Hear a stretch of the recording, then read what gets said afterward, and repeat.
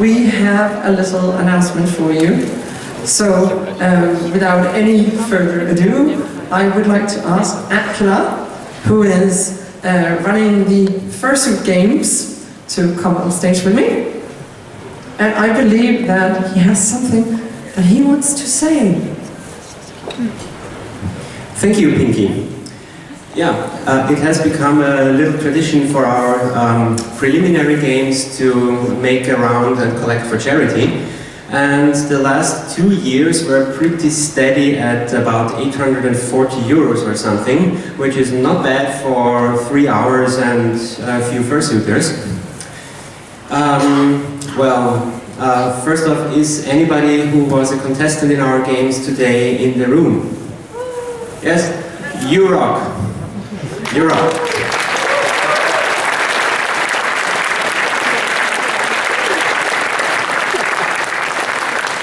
Because you're making me very, very, very sad. Because I don't think we can ever beat the 2,281 euros and 79 cents that we raised in 3 hours.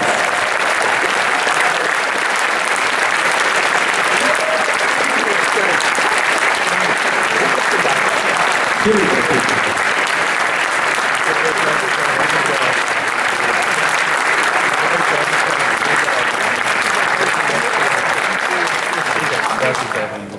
Here you go, thank you. I just have 2 words I want to say. Bloody hell! Thank you so much! Now, everybody, give it up for the talented Mr. and the pop we all know and love. Dieses Jahr ordentlich viel Kohle geben. Oh ja.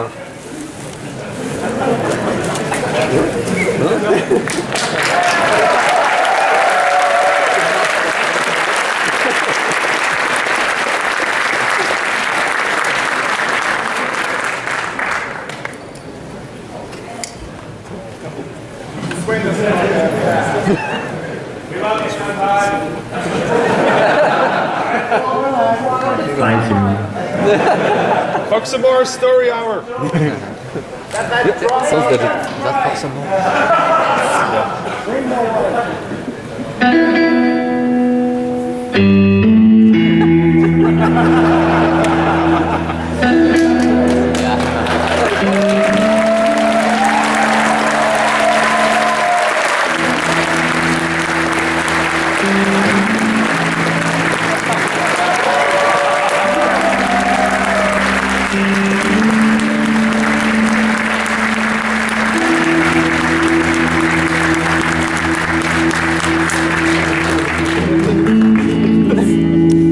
Ja, ik wil het gewoon zeggen.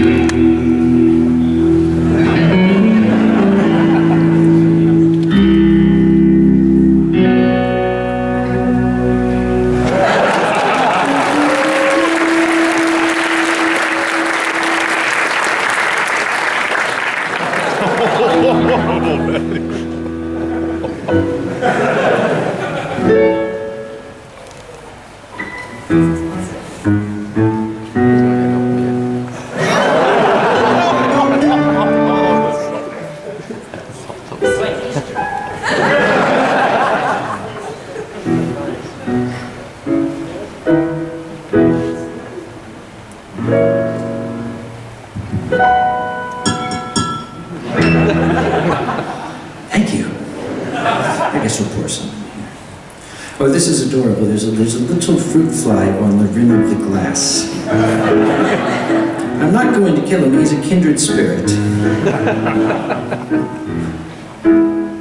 However, this is my wine. I'm going to offer apologies in advance. I am unfortunately sober at the moment. I know. When I was at the bar, I tried to get some wine, and the lady looked at me, and she said, Night Fox isn't here to pay for it. I said, oh shit.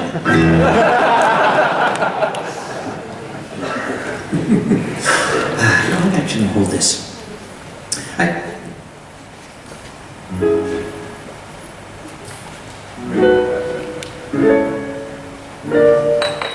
What's this doing here?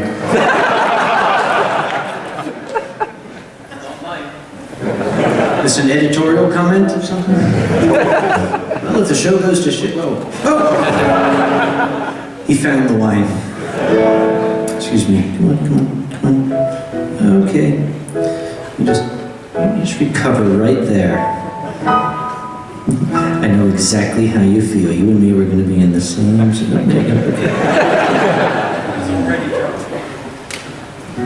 Maybe he should do the show. You know, I was going to tell a story about the bad luck I had with air travel, but I kind of feel bad. Because you've heard the expression, there's always somebody worse off than you. This is the first change of clothes poor Fox Moore has had in almost 3 days. Thanks to Lufthansa. They loved his luggage. They wanted to give it a tour of Europe. It saw Frankfurt, it saw Milan, it saw Paris. It was on its way to Tokyo before they called it back. There's a pair of pants missing, so I don't know where they ended up. Yeah. I don't know what happened to that. I have not had a lot of good luck with air travel. I tend to fly United Airlines. Some of you who follow my Twitter, whatever that thing is called, might have seen some of my tweets that I make about United Airlines. Little passive-aggressive things I say like, well, congratulations to United Airlines, they got me here less than 2 hours late. They used to answer the tweets, but they don't anymore. I think they have me muted. Well, I tried an experiment when I went to Megaplex in Florida. I went to Megaplex, and I thought, I'm gonna try flying a different airline. I'm gonna try flying Delta Airlines. Well, partly because United Airlines was going to charge me $600 for a trip in coach class that had one stop where I had to wait for 4 hours. On Delta Airlines, I could take a direct flight in first class for $400. This is called economics. Americans invented that. Well, actually, the Scots invented that. Americans invented being dirt cheap. That's what we meant. No, the Scots invented that too, actually. Sorry. So I got on this Delta flight, and I stepped from Raleigh, North Carolina, directly into the Twilight Zone.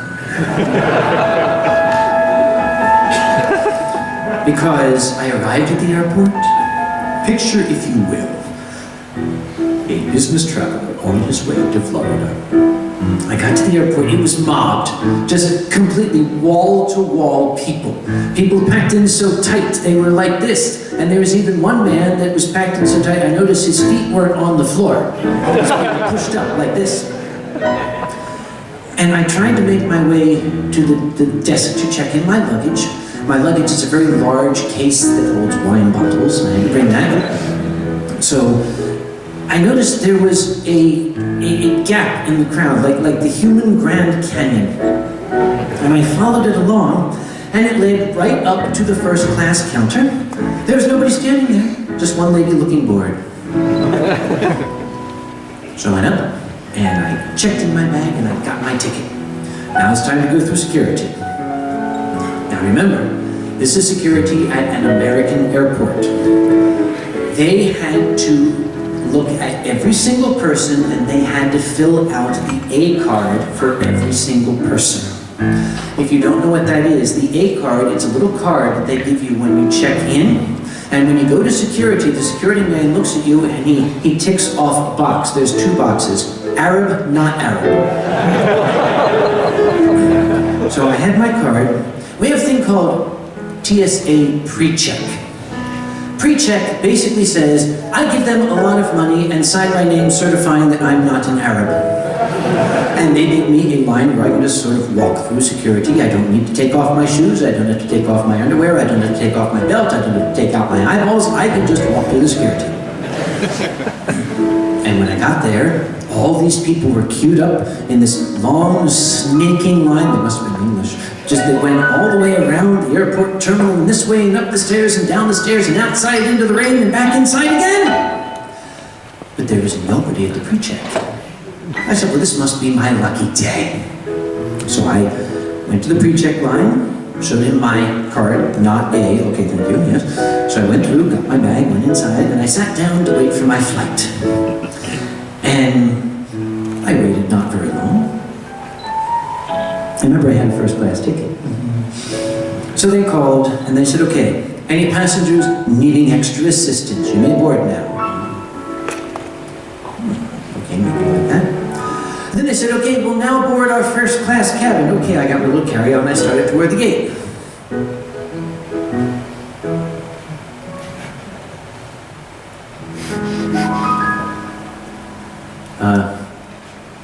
Is this the right gate?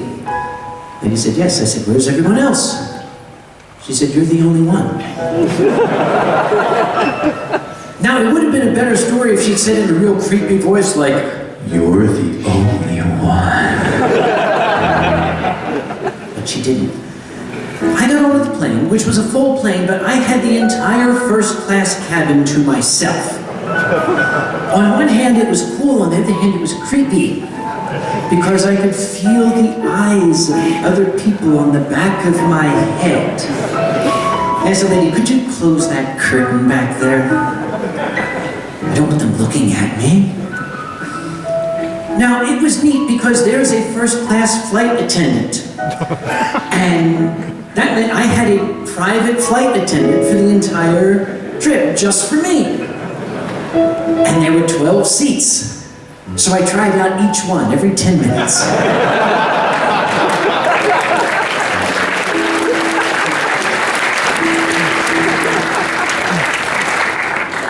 I had some fun with the lady too. I said, may I have a glass of wine, please? She'd go over here. Oh, I dropped my napkin. Could you get another one for me?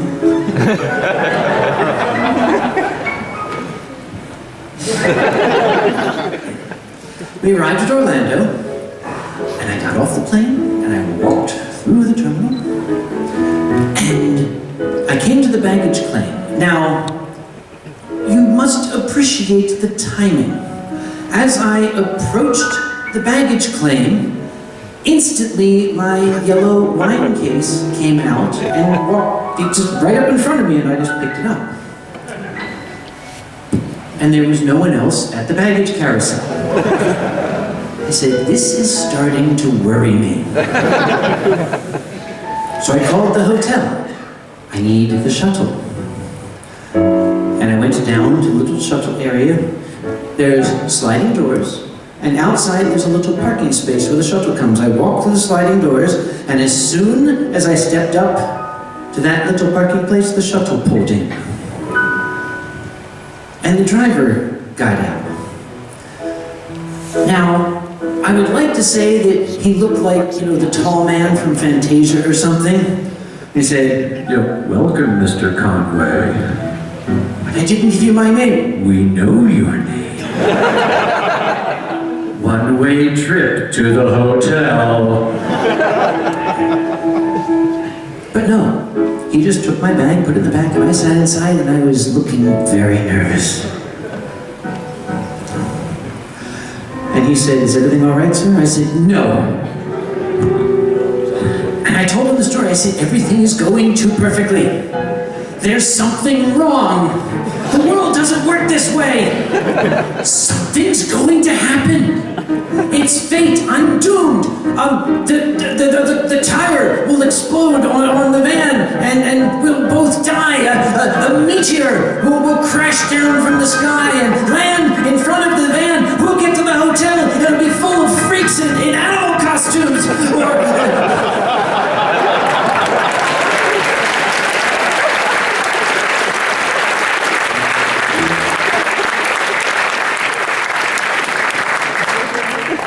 And the driver said,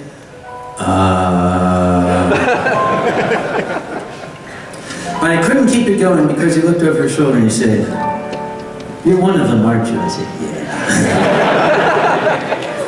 The rest of the story is true. Now, if only every flight could be that way, but no, it's not going to happen. I spent all of the good flight karma on that one trip. And unfortunately, I even used up Fox Amours. I'm so sorry. There is only so much flight karma out there. Now, I am a frequent flyer. Oh, I know all about flight karma, believe me. Since I fly very often, I get a little card. Now, the airlines have their frequent flyer clubs.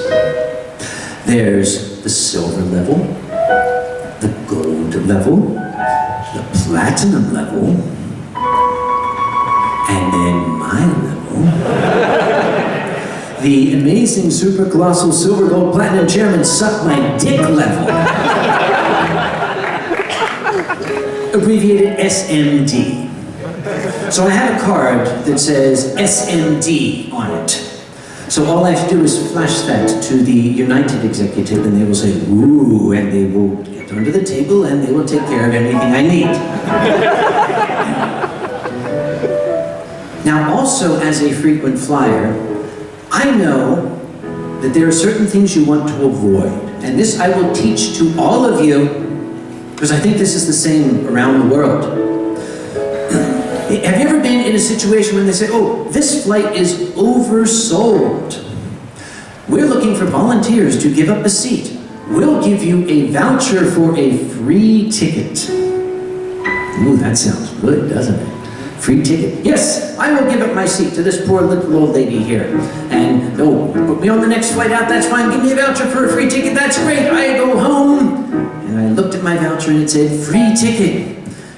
Some restrictions apply. Thought I always say that, right? So I plan out my conventions a year in advance. I already know which flights I'm going to take for Eurofurence 22, which is the same weekend, I hope, because I haven't really known it. But I called up the airline. I said, I went to use my free ticket. I want to go to San Jose. Oh no, you cannot. I said, why I cannot? She said, it's blacked out. I said, well, turn the lights on. They said, no, you cannot. Oh, he's got a brother, you know. There we are. Oh, he's still here, too. You know, my whole little family here. Okay, well, if not San Jose, how about Seattle? No, all of the free ticket seats are gone on that aircraft. I said, can you bolt some more in? She said, no. I tried everything. Okay, if not San Jose, well, Chicago, Atlanta, Tennessee, Nashville, Germany? No. I got all the way around to the 1-year expiration date. None of the flights I wanted to take were going to work. I got very angry. And I said to the lady, where can I use this voucher? And she said, sir, I don't understand. I said, you understand perfectly. You pick a flight for me and tell me where I can go. And she paused, and I heard her terminal clicking. She said, well, you could go to Greensboro, South Carolina. I said, do it! Fly me down to Greensboro, South Carolina, put me on the very next flight back. There and back again. And she said, but why? I said, because I'm going to make you do this. I got a free ticket, I'm going to take it. And I did. I flew down there, and they canceled the flight back.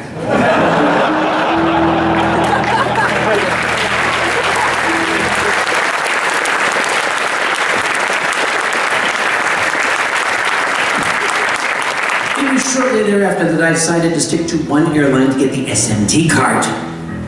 Because they're not going to do that to an SMD flyer. Of course, if the flight is canceled, there's not much I can do. They're not going to pull a new airplane out of their ass and put it there just for me.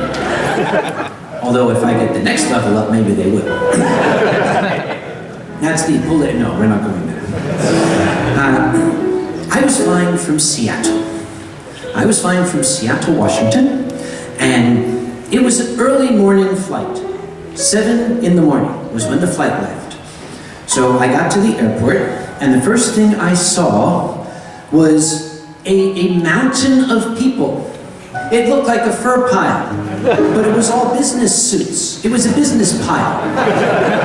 And they were all piled up on top of that little podium, and there was a sign that said, "Oversold flight, looking for volunteers." Oh, here we go. Let's see what we'll get. So, this little man with a shovel came by and shoveled everybody off of the podium. And I went up and I said, "Excuse me, are you looking for volunteers?" She said, "Yes! I'll give you $600 in the next flight out." Ooh, wait. That's money. That's a voucher for $600 off your next plane ticket. That is nice. It's going to cost me $600, for example, to go to Eurofurence next time around. I've got the ticket budgeted. This will give me an extra $600 to play with. Yes, give me that voucher for $600. Give it to me now. And she said, "Well, we have to wait and see if we need it." I said, "Didn't you see the business pile?" And she said, "Well, somebody might not show up." I said, "He's gonna have to be a pretty goddamn fat guy." So she said, "Just step back and wait." So I stepped back, and the next person to walk up was a tiny, frail, little old lady. She looked a Pacific Islander, little Asian type lady. She walked up, she had a very slow little walk, and she had a ticket in her hand. And I thought, oh, what a nice little old lady. And she started to walk up to the counter. And then the Americans showed up. You know exactly who I mean. This is the American that we don't like coming over here because he embarrasses us. This guy pushed past the little lady and said, "Now what is this? Why is it? Why does my ticket say confirmed? This says a confirmed seat. If I have a confirmed seat, you better goddamn well give me a seat on this airplane. You owe me that seat. I am not going to be put on another flight. Why do you..." Now, I didn't take kindly to this. Because where I come from, that's very rude.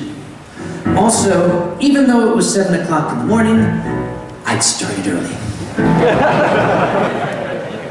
I started at 5. So I stepped up. The little old lady was kind of stepping backward. And I leaned up and I said, "I beg your pardon, sir. You do realize you just stepped in front of a lady." And he said, "That's okay. Now what are you going to do for me? Because I need to be in this place by this time, and if you don't do it, I'm going to sue you because you people, you sold me the ticket, you gotta give me the seat." I said, "That's okay? How far into this do I want to get?" So he stepped back, and I wanted to make sure nothing, I kind of ushered the little lady up, and I made sure that she got taken care of.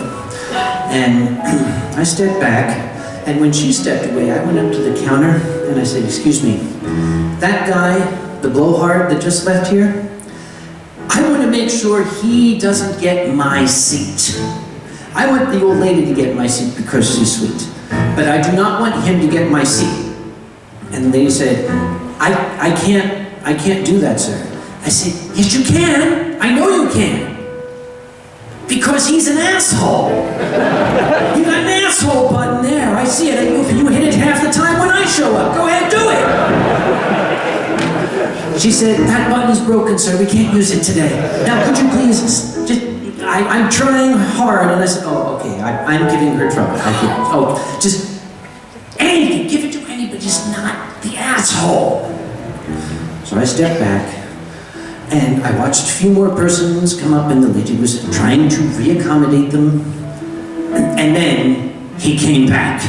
It hadn't been but 5 minutes, he came back. "What's taking so long? Didn't I tell you that I had it? It says confirmed seat. Confirmed means you're going to put me on this plane. I am not going to take another flight." And I was standing behind him saying to the lady,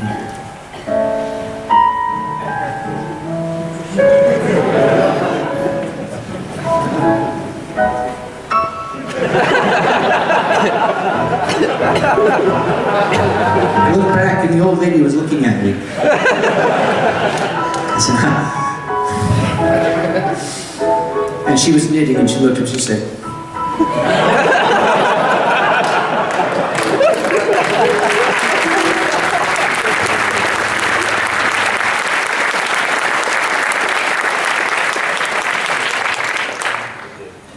So we waited and we waited. And then the lady said, "Passenger Conway, please approach the podium." It's like, okay. Yeah.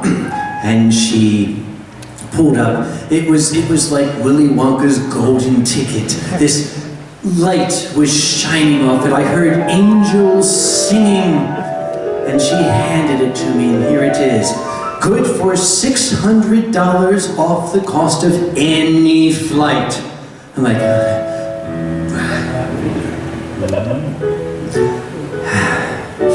so I said, "So what is my next flight?" She said, "There's a Delta flight," Delta, remember them? "It's leaving at 12 o'clock. So I'm sorry, you'll have to wait another 4.5 hours.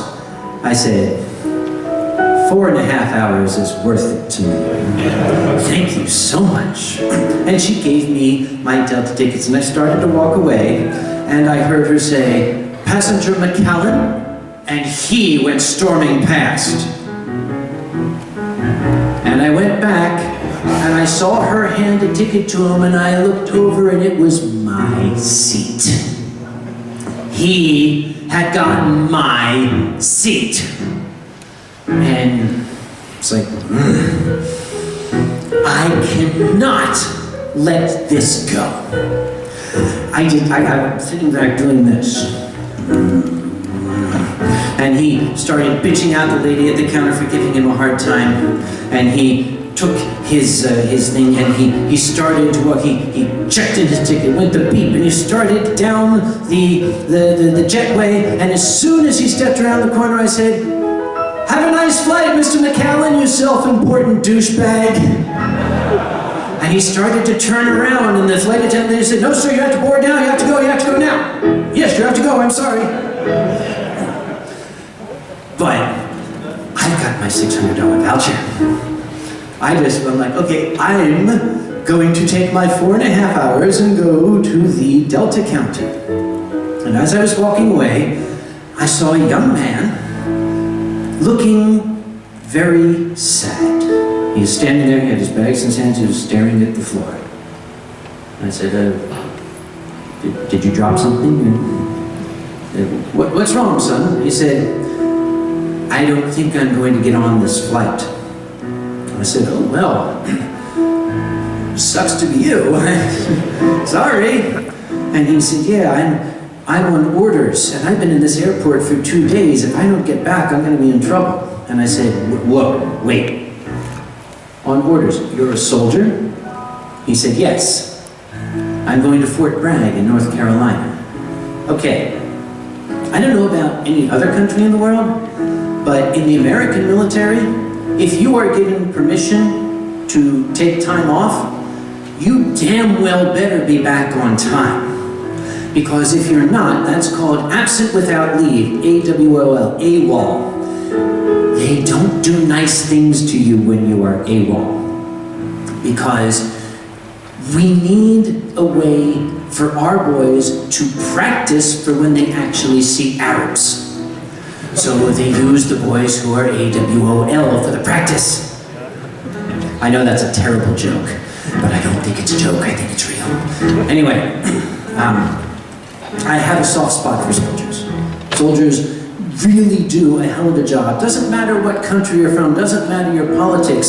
A soldier is a man who goes out there and puts himself through hell so the people in his country don't have to. That's a wonderful profession. Again, doesn't matter where you're from, the foot soldier, as far as I know, is the salt of mankind. So I said, I have to help this young man, because he is going to be in really deep trouble. And I looked back at the podium, the business pile was back. As the last people, it was like the last helicopter leaving Saigon, and it's like people clawing at the poor flight attendant lady, ripping at her shirt. I thought, this boy doesn't have a chance. Aha! I have the SMD card. I said, come with me. And we ran down the terminal. There is a United Airlines club in that terminal. So we ran up the stairs, and I went to the counter. I pulled out the SMD card, and I said, This man needs to get to North Carolina. Just whatever you have to do, get him there. So the lady went tappity, tappity, tappity. She said, maybe we can route him through Phoenix. No, that's booked up. Maybe we can go through Toronto. No, that's booked up. Maybe we can go through Denver. No, that's booked up. Maybe we can go through Tahiti. No, that's booked up. Maybe we can go through Australia. That's booked up. And it was looking very bleak, and the young man was looking more and more forlorn. And another lady behind the counter very wisely said, you could perhaps try a last-minute ticket on Southwest Airlines. Southwest Airlines is a discount airline. They basically took an old city bus and bolted wings to it. That's Southwest Airlines. It's not the nicest airline, but it's very, what's the word I'm looking for? Crap, that's what it is. But it flies, which is sometimes more than United does. So I said, okay, you keep trying. I am going to see if I can find a flight on Southwest Airlines. Can you do that from your terminal? And she said, no, they don't play with us. I said, why not? She said, well, Southwest. In my country, that's all the explanation you need. You know, if you're driving down the street and you see like a car that has crashed into a pole and the electric pole has fallen down and the wires have electrocuted 16 kittens, all you have to do is look at people and say, Southwest, and they'll understand. So I went inside, I got on my laptop computer, I went tappity, tappity, tappity, tappity, and oh, there it is. There is a flight, Southwest Airlines. It connects in Denver, Colorado, and it will get to Raleigh, which is very close to Fort Bragg. It's my hometown, that's where I'm going. It's going to get there at 10 o'clock tonight. The cost is $571. Ooh, that's a little steep. So I ran outside, they are still trying, maybe we can route him through the third moon of Jupiter and get him there. No, that's not working. So I put the computer down, I said, do you have $571 that you can use, a credit card or something? And I saw him cringe. He said, I don't, he said, maybe I can call a friend. I'm gonna step outside. He got on his phone, he went outside, and I saw him talking on the phone. And I was pacing back and forth, and I said to the ladies, isn't there anything you can do? And she said, we have tried every city and every planet and every solar system. Nothing is flying to North Carolina today.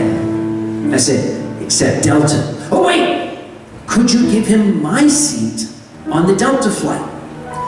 Because if I'm late for work, the boss will just be mad. If he's late for work, they'll put him in prison. She said, well, in order to do that, we would have to cancel your flight and then very quickly rebook it before somebody else gets it. I said, nah, let's not do that. And I looked back outside and I saw his shoulders slump and the hand holding the phone sort of went down like this. And I went outside and I said, so what? And he very sadly said, I couldn't get in touch with anybody. He said, there's no way I can get that kind of money. And I walked back inside the room and I said,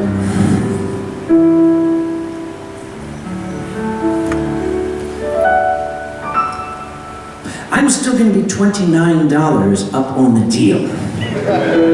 So I bought him the ticket on Southwest Airlines. And he was very stunned. He said, I said, don't, just shut up. Let's go inside and have some coffee.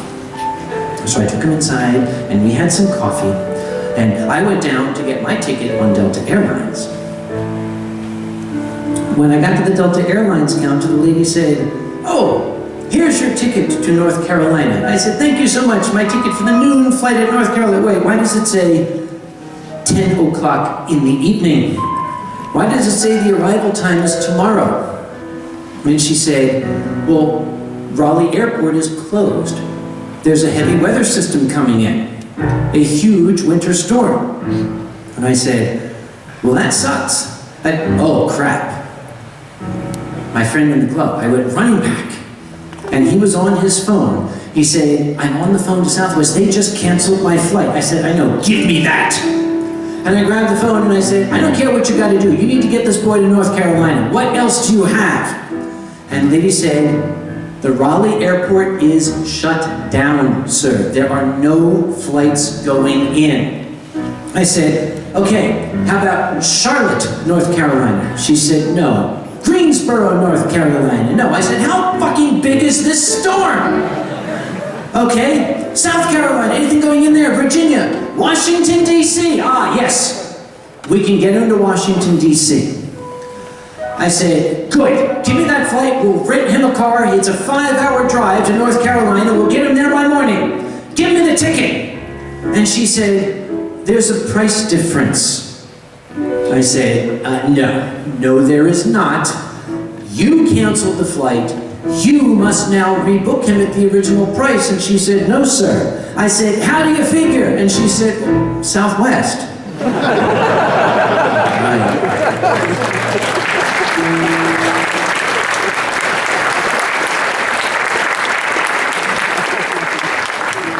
So I said, all right, what's the price of the new ticket?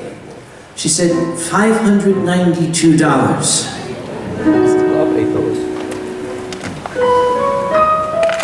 I'm still $8 up on the deal. Buying the ticket, get him the ticket right now. So she said, okay, but he's going to have to hurry. That flight is boarding in 10 minutes. I said, grab your stuff, son, we're getting you out of here. Yo, you're going on Southwest, pick up the ticket at the counter, let's just go. And I ushered him outside, and he was still looking very stunned and very startled by all this. And he turned around and he said, what am I going to do when I get to North Carolina? I said, I've already taken care of it. Do you have $160 on your credit card? He said, yeah, I think so. Think so's not good enough. You need $160. I have rented a car for you. When you get there, my company has a corporate account. It will cost $160 to get a car at Washington and drive it to Fort Bragg. He said, what do I have to do? I said, just go to the Enterprise rental counter, tell them your name is Sam Conway, you're the chairman of Anthropcon, and you're a furry. Don't ask questions, just say it.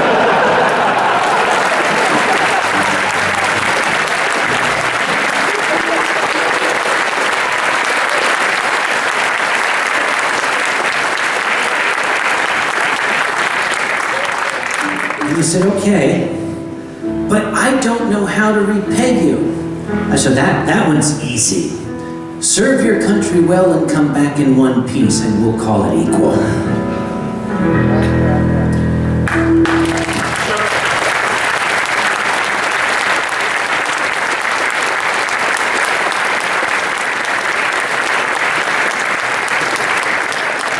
Speaking of equal, it just occurred to me that my fine companion Fox and Moore, who was so nice to accompany me, doesn't have anything in front of him.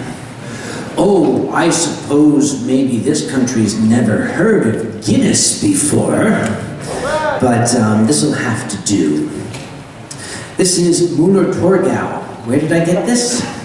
How many people, let me hear you, were at this beautiful convention when it was at the Ringberg Hotel in Zurich? I think so. There's noise, yeah. Do you remember the hairless master of alcohol, Andre? He showed up this morning, and he brought me these 2 bottles as a, remember Zul. And I said, actually I don't remember anything. It's because of these 2 bottles, but thank you very much.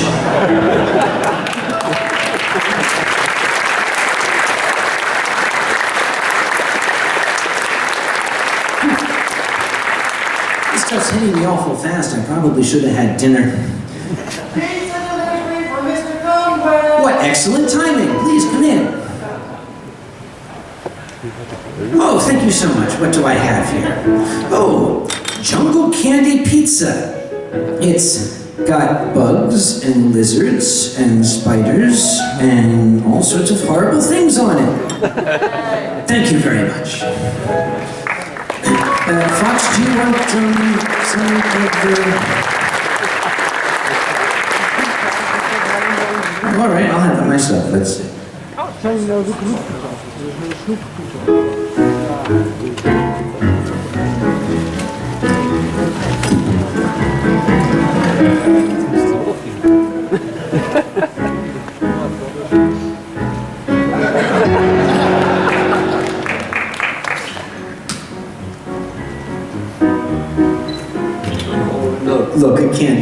tarantula. Isn't that adorable?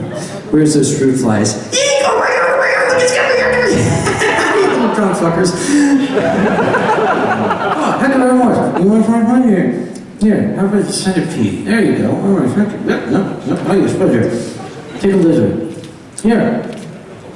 Have a, I don't know what it is. It's a big penis. Here, eat that.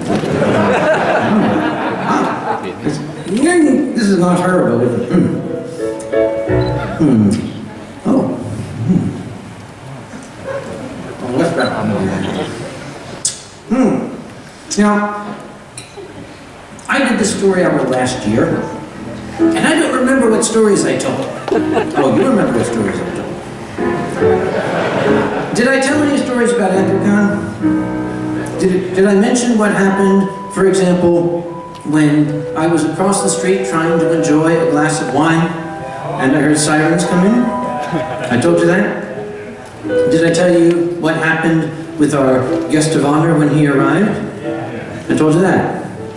Boy, I'm going to make up new stories. Well, I guess, since I heard those stories, I'm going to reach back in the far past. I'm going to tell them a story that happened almost 20 years ago.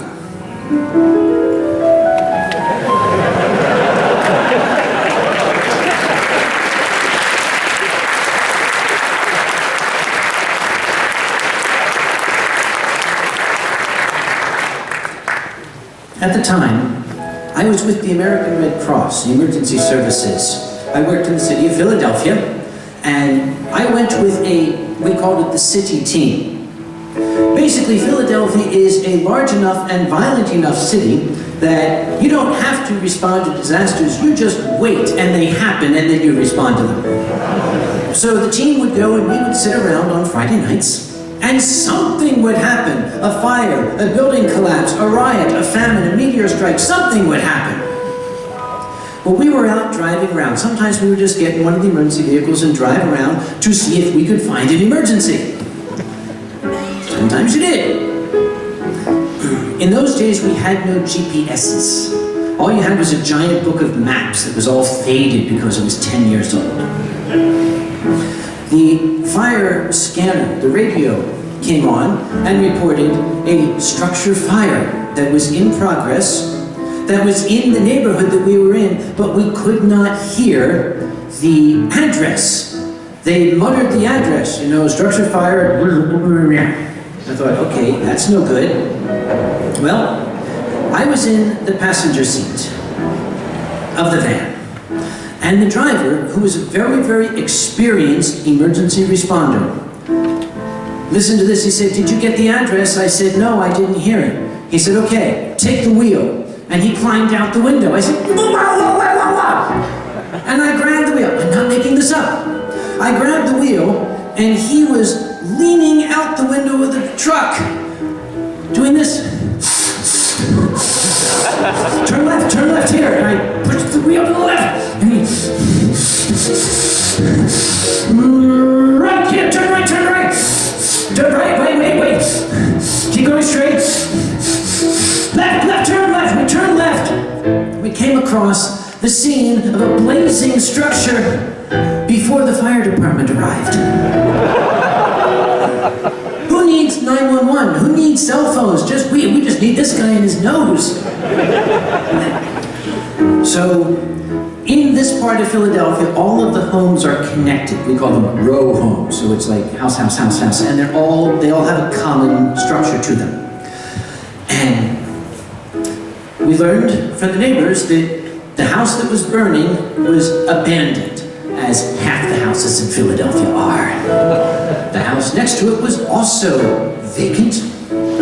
There was another house further down that was occupied. They said there's an old lady in a wheelchair who lives in that house, but it was fairly far removed from the fire. And we looked at this and we said, oh shit. Well, not oh shit in that there's a fire, but oh shit in that we don't have anything to do. Because we're emergency responders, we want to help people, we want to do something. So the fire department arrived, and the only thing we could do was kind of sit back with the neighbors and critique the fire. It's like, yeah, that was pretty nice. It's not like the one on Forbes Avenue. I remember how that, look how the flames are kind of like lopsided here. Remember the one on Forbes Avenue? They were perfectly symmetrical. I liked that one, yeah. Well, as we were critiquing it and just having fun, the house exploded. All of a sudden, our critique changed. In the fire department language, in English, it's called a backdraft. If you've never seen one, you don't want to see one. They're terrifying things. Flames just leapt out of every window. The firemen were jumping off of the ladders to get away from them. And at this point, we noticed that there was smoke coming out of all the windows of the intervening buildings, and the house that was occupied was now in danger. So I yelled to a passing fireman, "That house there, it's occupied. Old lady, wheelchair."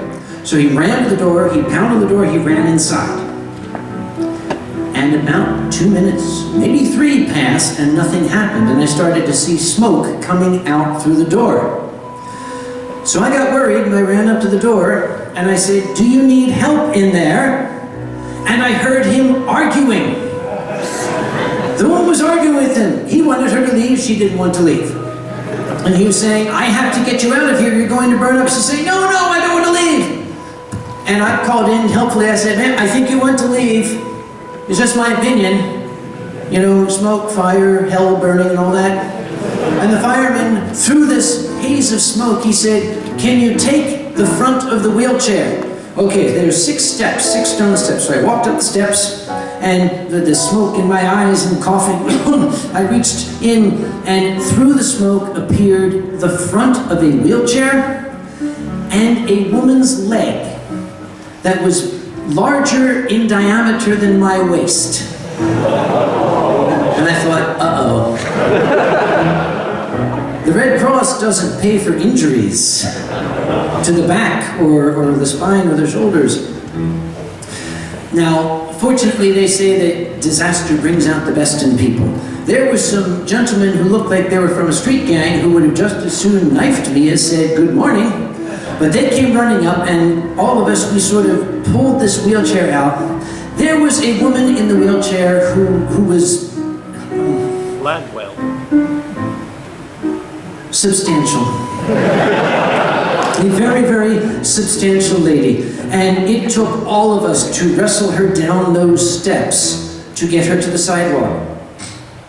She was sobbing, she was hysterical, and she grabbed my vest, my reflective vest, and she said, "I have to go back in there, Elvis is in there, Elvis is in there." I thought, oh, I got a good one now. I said, "It's okay, ma'am. Elvis is fine. I saw him at Graceland. He's okay." And she said, "Elvis is my cat." I said, "Oh, fuck."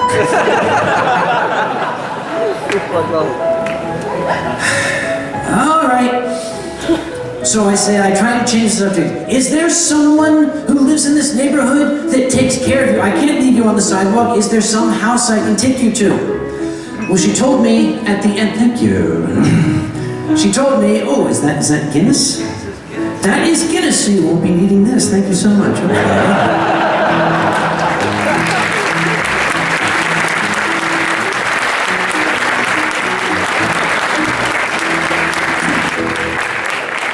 She told me there was a lady at the end of the street. So I ran down the street and I ran up those 6 stone steps and I knocked on the door. And the door opened and I was attacked by 2 horses. Really? No, I thought they were horses. They were actually Great Danes. And these were the sort of happy, slobbery Great Danes who have never seen a human being before. And they were so excited to see me. They're jumping up and they're slopping on my face with the tongues. And oh, they're just so happy. It's a person. We've never seen a person. And I'm trying to fend them off, and they're huge and heavy and, 100 kilograms each. I'm like, stop, let it go. Behind them came their owner, And I thought, oh, that's why they've never seen a human being before. This little lady was 1 million years old. I think she was actually an Egyptian mummy. She had the stuff on the eyes and everything down here and the big hair and everything. And I said, hello, 1 million-year-old lady. Your neighbor's house is on fire. Can I bring her here? And she said, oh, yes, please, bring her here right away. So I went to the substantial woman, and I wheeled her down the street to the 1 million-year-old lady's house, and the horses started to attack her too. Another person, slop, slop, oh, it's another person, slop, slop, slop. And I called these fellas back over, and it took 6 men to wrestle her up the stairs, and it took an extra 2 men to hold the dogs back because they just wanted to lick her face. That was their joy in life. Their sole existence was to lick that lady's face. If they couldn't get to her face, they'd take mine. So we got her inside, and she looked at me pleadingly, and she said, please get Elvis for me. Now, in the world of emergency services, the first rule is never promise anything. But she looked so sad, she looked so upset, she looked so lost. I created a mortal sin, and I said, I will get your cat. So in fact, by now, there was a large amount of smoke pouring out the door. And Mark, who was the gentleman who'd sniffed out the fire, my captain of my team, I walked up, he said, well, wait a minute. He said, the fire captain said I can't go in there. I said, the fire captain said, you can't go in there. And he said, you're not going in. I said, okay. Captain, can I go in? And Mark turned around and that's sneaky. Mark was yelling at me, I said, shut up. I had a flashlight, and in that smoke it looked like a lightsaber. Vroom, vroom, vroom. And I was looking around, and in the beam of the lights out of the flashlight, I saw 2 little green dots. And I walked toward it, coughing and choking, and there was this little, adorable little black and white cat. He looked like he was wearing a tuxedo. He was black here and his white, he even had a little bow tie. It was perfect. He was a perfect tuxedo cat. You know, and I'm like, oh, that's why she called you Elvis, it must be. Because you look like you're ready to, you know, you're ready to go. So I gathered him in my arms and, oh, he loved me. Oh, yes, I love you. I love you. So I went out, and Mark said, give me the cat. I said, no, I got it. I said, no, give me the cat. There's a bunch of other things she wants. I said, did you ask for a shopping list from her or something? Okay, here's the cat. So I went and I'm going down the list. She wants this, she wants that. Oh my gosh, she wants everything she owns. Okay, I'm putting stuff under my arms, coughing. Came outside. The house that was the next one down was also abandoned. And I saw Mark on his hands and knees next to the window of the basement saying, come here, come here, come here, come here, come here. I said, oh, you didn't. He said, he jumped out of my arms. I said, Mark, you had one job. I invented that. I said, all right, you take all the stuff. Take the television, the hockey sticks, the stamp collection, take that all down there. I'll get the cat. Now, the window led to the basement. The basement of an abandoned building in Philadelphia may contain anything. And whatever it contains is going to be horrible. It might contain raw sewage. It might contain a dead body. It might contain a live body. I didn't know. All I knew was I had to get that damn cat. So I slithered down into, I was a lot skinnier then. I slithered down through the window, took off my white helmet, put it outside, and I realized that of the horrible things I mentioned, all of those were down there. So I'm going through this.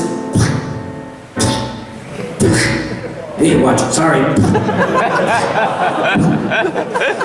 And I shined the flashlight beam, and there were those 2 little green lights. And I walked up, and oh, Elvis was, oh, I love you, I love you. And I said, that better not be a rented tuxedo you're wearing, you little bastard. And I was looking through the fur of his neck, past his little black bow tie and all the white fur. He had a collar on. The collar was white, and it was kind of lost in the white collar of his tuxedo. So I hooked my finger in it, and I handed him out the window to Mark, and I said, hold on to the collar this time. So he took the cat, and I started to hoist myself out through the window, and we climbed out, and I picked up the white helmet, and I heard a scream. The kind of scream that you would not think can come from a human voice. And I turned, and Mark was holding not Elvis, but a Tasmanian devil. Because from behind I saw these claws going, and blood was flying in all directions, and Mark's going, ow, ow, God, son of a bitch, ow, Jesus Christ, ow, ow. He ran down the street, climbed the stairs, kicked the door open, and said, here's your damn cat. I said, Mark, the dogs.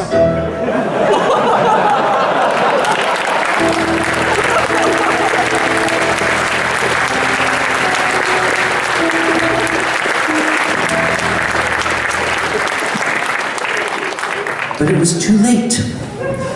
Now, fortunately, those of you who share your home with a cat know that cats are not subject to the normal laws of gravity. Elvis did something of a mid-air arc, and without touching the ground, flew up to the top of the fireplace. So fast the dogs never even knew he was there. And when I went inside, he was sitting there with his little black and white tuxedo doing this. He did what cats always do. You ever see you ever watch a cat do that? They always do the same thing. Fuck you.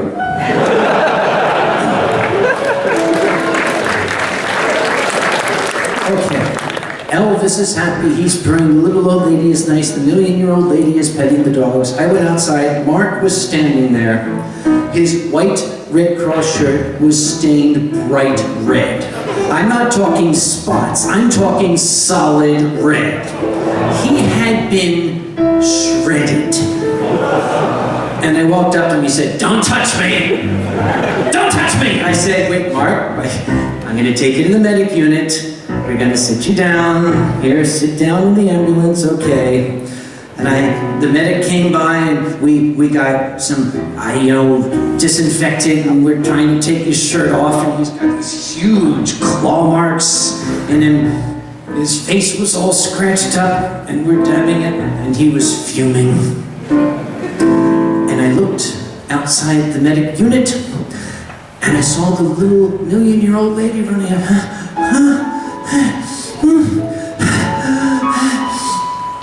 Elvis is an orange cat. I looked at Mark and he said, we'll paint the thing.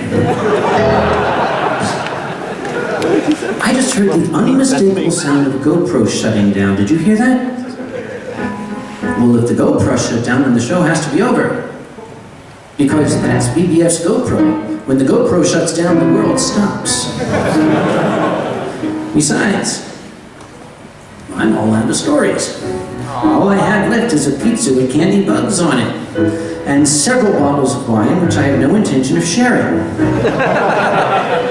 So since an hour has passed, the GoPro has shut down, the two fruit flies are now sober, they've flown away, I have lots of wine, Fox Amore has 2 bottles of Guinness, and I'm sure his fingers are very, very tired by now.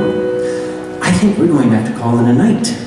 So on behalf of my colleague and myself, I would like to thank all of you for sitting and listening to us this past hour.